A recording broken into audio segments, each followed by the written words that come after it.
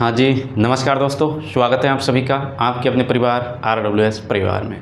साथियों, जैसा कि आप सभी को ज्ञात है कि मैं लेकर आता हूँ आप सभी के लिए RWS फैक्ट सीरीज़, जो कि आपके डेली आपको एक फैक्ट मिलता है राजस्थान जीके से संबंधित। और आज इसी सीरीज़ में आपका जो RWS फैक्ट नंबर है ये है आपके 54वां फैक्ट है आपका, यानी कि इससे पहले आपके 53 फैक्ट मैं करवा चुका हूँ, जो कि आपके एग्ज़ाम की दृष्टि से इम्पोर्टेंट फैक्ट रहता है। आज मैं लेकर आया हूं साथियों भील जनजाति से संबंधित कुछ महत्वपूर्ण शब्दावली जैसा कि आप देख पा रहे हैं। अटक है, कू, ठालिया, फला, पाल, पालवी, गमेती, तदवी, डेपाड़ा, कछाबू, सिंदूरी, पिरिया, फालू, डाम, चिमाता। तो इस प्रकार से आपके जो इम्पोर्टेंट शब्दावली है भील जनजाति से संबंधित, वो आज हम देखने वाले हैं इस फैक्ट के माध्यम से। तो फटाक से आप क्या करेंगे, चैनल को सब्सक्राइब कर लेंगे अगर नए जुड़े हैं विद्यार्थी, और चैनल को सब्सक्राइब करने के बाद में बेल आइकन प्रेस भी करेंगे, और फिर क्लास को शेयर जरूर कर देंगे अपने सभी साथियों तक, क्योंकि अपनी छोटी सी क्लास रहेगी, 10 मिनट का शो है और इस 10 मिनट में आप बहुत कुछ जानने वाले हैं। ठीक है, तो एक बार सभी साथियों को बुला ले और कोई रह ना जाए इस अच्छे ज्ञान से, जो कि आपको ये जो फैक्ट सीरीज़ है इसकी अहमियत को समझना, क्योंकि इसमें आपको जो है सीधे आपको प्रश्न एग्जाम में देखने को मिलेंगे। ठीक है, तो मैं उम्मीद करता हूँ अपने क्लास को लाइक भी कर दिया होगा सभी ने और शेयर भी अपने साथियों तक कर दिया होगा। चलिए शुरू करते हैं बिना समय गवाए और अपने पहले पॉइंट की ओर अपन बढ़ देंगे। तो देखो, सबसे पहला जो पॉइंट है अपना अटक शब्द है। अब इस अटक का अर्थ आपको अगर पता है, कुछ शब्द ऐसे आपको आते होंगे, कुछ शब्द ऐसे जो आपको नहीं आते होंगे, नया कुछ आप जानेंगे।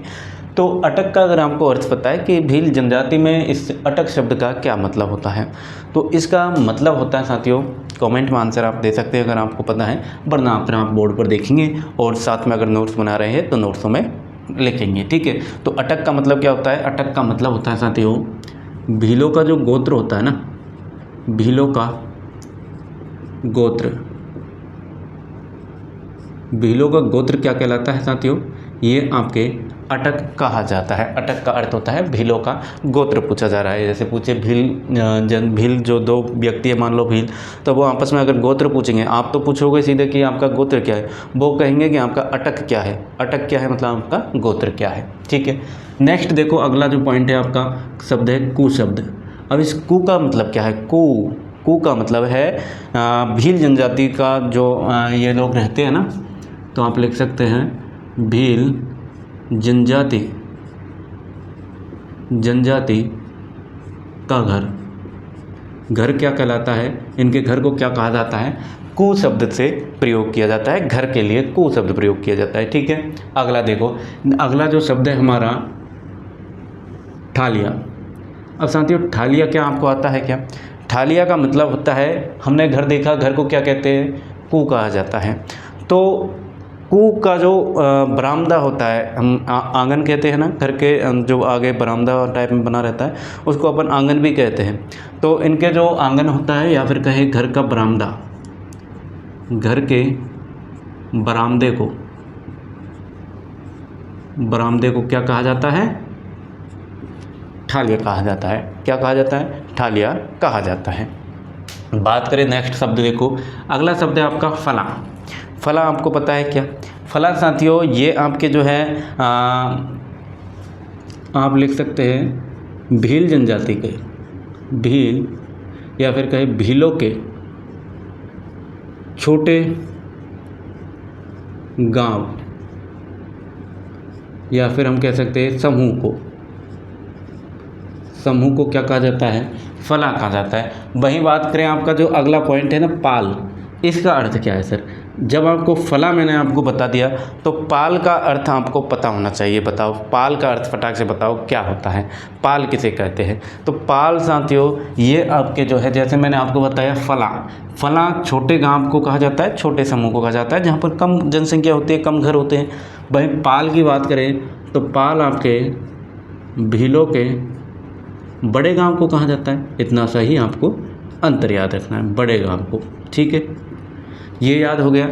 अब सर पाल देखा हमने, फला देखा, यानी कि छोटा गांव देखा, बड़ा गांव देखा। नेक्स्ट जो शब्द है आपका पालवी।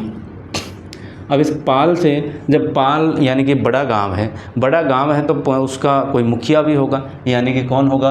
पालवी भी होगा। पालवी कौन है? मुखिया को कहा जाता है। तो आप कह सकते हैं कि पाल के यानी कि बड़े गांव के पाल के मुखिया को क्या कहते हैं?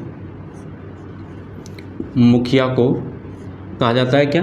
पालवी कहा जाता है। ठीक है, बात करें वहीं आपके नेक्स्ट शब्द है कि गमैती। अब ये तो पालवी तो हो गया, एक गांव का मुखिया हो गया, एक बड़ा गांव है उसका मुखिया हो गया। ठीक है, गमैती किसे कहते हैं? गमैती साथियों, ये आप याद रखेंगे, गांवों के मुखिया को कहा जाता है। कई गांवों का जो मुखिया होता है ना, एक दो या दो से अधिक गांवों के मुखिया को क्या कहा जाता है? गमैती कहा जाता है। याद रहेगा। देखो, अब देखो अगला नेक्स्ट पॉइंट देखो, तदबी या फिर है आपके सामने बंसाव। अभी बंसाव शब्द तो आपको थोड़ा सा दिमाग लगाएंगे तो आपको समझ आ जाएगा कि बंसाव का क्या मतलब है। बंसाव का मतलब है साथियों कि एक ही वंश के भील गांव का मुखिया होना। क्या है? एक ही गांव के भीलों का मुखिया होना। यानी क्या समझें? वंशाव से आप कह सकते हैं कि एक ही गांव के जो भील गांव है उसके ही मुखिया बन रहे हैं, दूसरे गांव के लोगों का नंबर ही नहीं आ रहा। यानी वंशावली चल रही है कि उसी गांव के वंश जो है पहले राजा का बेटा राजा बना, फिर राजा का बेटा राजा बना, इस प्रकार से वंश वायु वो चल रहा है सिस्टम क्रम। तो एक ही गाँव के भीलों का मुखिया होना क्या कहलाता है? ये आपके तदबी कहा जाता है, या फिर इस परंपरा को बंसाव भी कहते हैं। किस में कहते हैं? भील जनजाति के शब्दावली में कहा जाता है। अगला देखो, अगला है देपाड़ा। देपाड़ा आपने ज़रूर सुना होगा, इसका आंसर आप कमेंट में देंगे। देपाड़ा आपने ज़रूर सुना होगा। ये आपके जो है क्या है? देपाड़ा पता है कि आपको? आप कमेंट में आंसर दे फटाक से। देपाड़ा क्या है? देपाड़ा साथियों, ये आपके भील पुरुषों का कपड़ा है। बताओ क्या है? भील पुरुषों की तंग धोती है। तंग धोती को क्या कहा जाता है? देपाड़ा कहा गया है। किसको? भील पुरुषों की तंग धोती को। ठीक है, याद रहेगा। देखो, अब नेक्स्ट है 10वां पॉइंट आपका कछावू। कछावू क्या है? कछावू साथियों, ये आपके भील महिलाओं के, जो भील जनजाति की जो महिला है उनके द्वारा पहने जाने वाला घाघरा होता है, जिसे क्या कहा जाता है? कछावू कहा जाता है। तो आप लिख सकते हैं कि भील जनजाति की महिलाओं के द्वारा पहना जाने वाला क्या? घाघरा क्या कहलाता है? ये आपके क्या कहलाता है? कछावू कहलाता है। कछावू कहलाता है। ठीक है, फिर अगला पॉइंट देखो, 11वें नंबर का पॉइंट है आपका सिंदूरी बड़ा ही शुभ कह सकते हैं आप। आपने अभी देखा होगा ऑपरेशन सिंदूर किया गया भारत सरकार की ओर से, और वो सफल रहा था पाकिस्तान के खिलाफ। तो बताओ, सिंदूरी का भील जनजाति की जो शब्दावली है इसमें क्या कहा जाता है? किसको कहा जाता है सिंदूरी? तो सिंदूरी साथियों याद रखेंगे, एक तो सिंदूर का रंग कैसा होता है? सिंदूर का रंग आपने देखा होगा लाल कलर का होता है। तो इसी लाल रंग को आप पकड़ कर आप कह सकते हैं कि भील जनजाति की जो महिलाएँ होती हैं, क्या कहेंगे? भील जनजाति की महिलाओं के द्वारा, ठीक है, पहना महिलाओं के द्वारा, यहाँ पर चेंज कर देंगे शादी के समय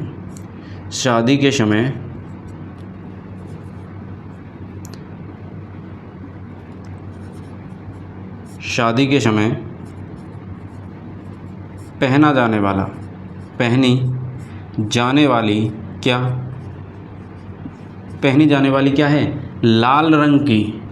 सिंदूर कैसा है? लाल है सर, तो लाल रंग की साड़ी आप याद रखेंगे। लाल रंग की साड़ी जो पहनी जाती है वो आपके भील जनजातियों के द्वारा शादी के समय पहनी जाती है, और उसे क्या कहते हैं? सिंदूरी कहा जाता है। ठीक है, याद रहेगा क्या? बिल्कुल सर। अगला देखो पॉइंट है पीरिया। अब इस पीरिया का क्या मतलब है सर? पीरिया का भी आप देखेंगे, पीरिया कौन से कलर की फीलिंग आ रही है? पीरिया, पी से कौन सा बनता है? हाँ, पी से कौन सा कलर बनता है? तो पी से याद रखेंगे पीला रंग। तो सीधा पीरिया से याद रखेंगे कि भील जनजाति की महिलाओं के द्वारा शादी के समय, ठीक है, पहना जाने वाला कौन सा? शादी के समय पहना जाने वाला क्या? पीले रंग का लहंगा। पीले रंग का जो लहंगा है शादी के समय पहनती है भील जनजाति की महिलाएं, उसे क्या कहा जाता है? पीरिया शब्द कहा गया है उसके लिए। अगला देखो, नेक्स्ट पॉइंट है आपका 13वां पॉइंट है फालू। फालू का मतलब क्या है? फालू साथियों ये एक आप कह सकते हैं ये बिहारी ज़्यादा यूज़ करते हैं। वैसे इसको अंगोछा कहते हैं, है ना। एक टॉवल टाइप का रहता है जो आपके भीलों के कमर पर बांधा जाने वाला वस्त्र होता है। तो आप यहाँ लिख सकते हैं कि भीलों के कमर पर बांधा जाने वाला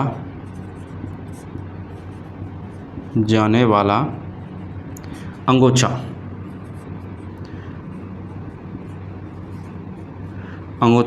एक वस्त्र है जो कि कमर पर बांधा जाता है, जिसे क्या कहा जाता है? फालू कहा जाता है। अगला देखो, अगला है डाम। डाम क्या है साथियों? डाम की अगर बात करें अपन तो डाम आप इसको भी थोड़ा सा माइंड लगा के आप इसमें अगर सोचेंगे कि डाम क्या हो सकता है तो डाम के बारे में आप जान पाएंगे। डाम एक प्रकार से रोगों का उपचार करने के लिए भील जनजाति में प्रयोग किया जाता है, ठीकरी के माध्यम से, या फिर कहे डाम लगाना किसी लोहे की उसको चिमटे वगैरह को गर्म करके और फिर डाम लगा दिया जाता है, कुछ निशान दे दिया जाता है ना। तो वो चीज़ को क्या कहा जाता है? डाम कहते हैं। तो भीलों में क्या कहेंगे इसको कि भीलों में रोगों के उपचार के लिए अपनाई जाने वाली पद्धति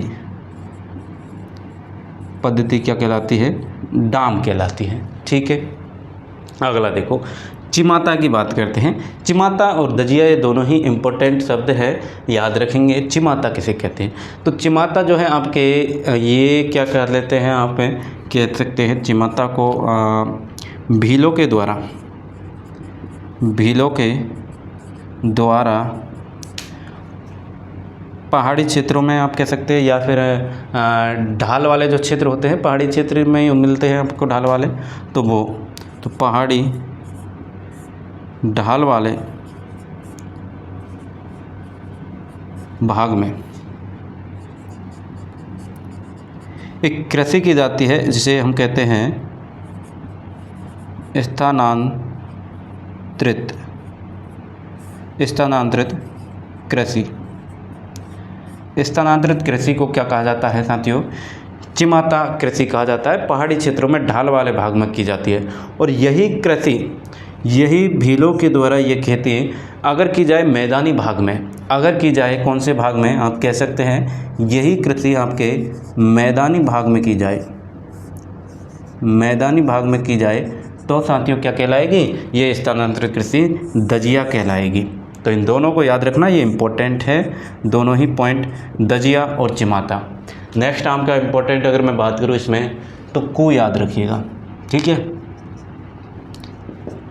वैसे तो ये सभी शब्द में जैसे गमेती है, पाल भी है, पाल है, एक दूसरे से कनेक्ट है, तो इनको कनेक्ट बैठा के भी याद करना है आपको। जैसे हमने बताया आपको फला, तो फला छोटे गांव को कहा जाता है, पाल बड़े गांव को कहा जाता है। तो पाल भी किसे कहेंगे? पाल भी जो है पाल के मुखिया को, पाल यानी कि बड़े गांव के मुखिया को। इसी प्रकार गमेती जो है गांवों के मुखिया को कहेंगे, अधिक गांवों के मुखिया को गमेती कह देते हैं। फिर बात करिए हमने तंदवी या बंसाव, तो एक ही गांव के भीलों का जो मुखिया होता है वो होता है आपके बंसावली, जिसमें चलती रहती है, तो वो आपके बंसाव। देपड़ा आपके तंग धोती को कहते हैं भील पुरुषों की।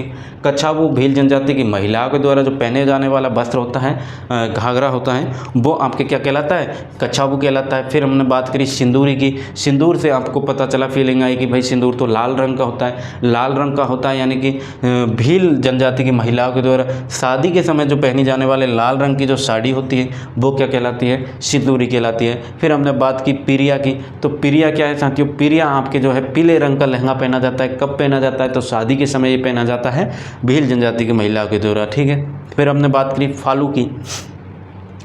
फालू साथियों भीलों के जो कमर पर बांधे जाने वाला एक अंगोछा टाइप का वस्त्र होता है, उसको कहते हैं फालू। फिर हमने बात करी डाम की, तो भील जनजाति के जो डॉक्टर होते थे, प्राकृतिक डॉक्टर होते थे उस वक्त, और वो क्या करते थे, डाम लगा कर इलाज किया करते थे। चिमटे को गर्म किया या ठीकरी को गर्म किया। ठीकरी आप कह सकते हैं मिट्टी की बनी होती है, जैसे कोई मटकी है तो मटकी की ठीकरी भी काम में ले ली जाती थी। मटकी की ठीकरी मतलब मटकी ख़राब हो गई, फूट गई, तो उसके बाद में उसकी जो खलपड़ी बचती है उसको ठीकरी बोलते हैं, और उसको गर्म करके और फिर उसे डाम लगाया जाता था। तो इस प्रकार की उपचार जो विधि थी वो आपके भील जनजाति के लोगों में अपनाई गई थी। चिमाता और दजिया की हमने बात करी, तो चिमाता साथियों भीलों के द्वारा जो पहाड़ी ढाली क्षेत्र ढाल वाले क्षेत्र है उन पर स्थानांतरित कृषि की जाती है, उसे चिमाता कहा जाता है। वहीं हमने बात करी किसकी, दजिया की, तो दजिया आपके अगर इसी प्रकार से मैदानी भागों में स्थानांतरित कृषि की जाएगी तो वो क्या कहलाएगी, दजिया कहलाएगी।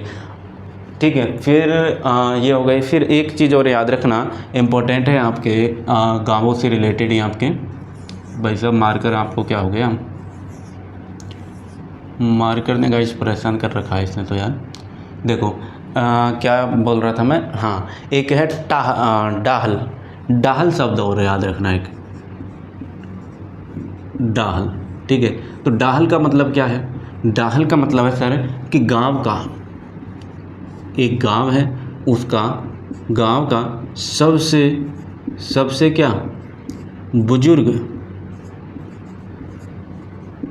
सबसे बुजुर्ग व्यक्ति आप क्या कहेंगे, डाहल कहेंगे। गांव के सबसे बुजुर्ग व्यक्ति को क्या कहेंगे, डाहल कहेंगे। ये शब्द भी आपको याद रखना है।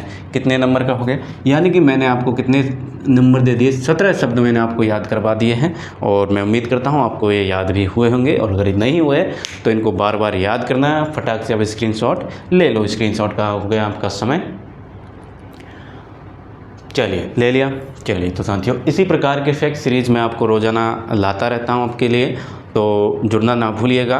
चैनल को सब्सक्राइब कर लीजिए और शेयर कर दीजिए अपने सभी साथियों तक। ठीक है, रोज़ आपको एक फैक्ट मिलता है जो कि आपके हर एग्ज़ाम में कामगर साबित होने वाला है, और होता है अभी तक की जितनी भी एग्ज़ाम हुई है आपने देखा होगा। RWS फैक्ट सीरीज़ से सीधे सीधे प्रश्न आपको देखने को मिले हैं। ठीक है, तो 10 मिनट का शो रहता है और बेहतरीन शो रहता है, बेहतरीन जानकारी आपको मिलती है, इसलिए चैनल को सब्सक्राइब कर लीजिए, लाइक कर दीजिए, कमेंट कर दीजिए। मैं मिलता हूं आपसे अगले सेशन में, तब तक के लिए साथियों राम राम, नमस्कार, जय हिंद साथियों।